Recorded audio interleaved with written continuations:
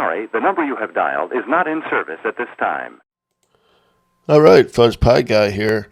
I'm going to show you how we can fix our USB serial driver issue here on the Arduino IDE software. Now, I just recently installed this a few minutes ago, and when I plug my board in, this pops up under the device manager.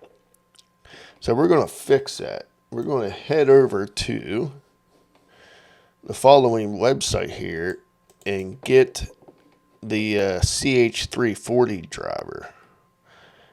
So we can just download that guy, and I already have it downloaded. Then we can just right click and unzip it, which I did. And if we just click on this, we have a little application here that we can just run.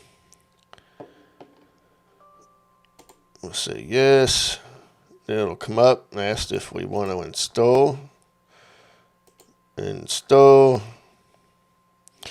And before this wouldn't pop up. We wouldn't get no COM port on that. So once it's installed, we'll just close it. And now you can see we have a COM port. And if we open up the task manager, the missing driver went away. We click on it. Now it's working. So I'll throw a link in the description to the website for the driver. So hopefully this kind of helps out now and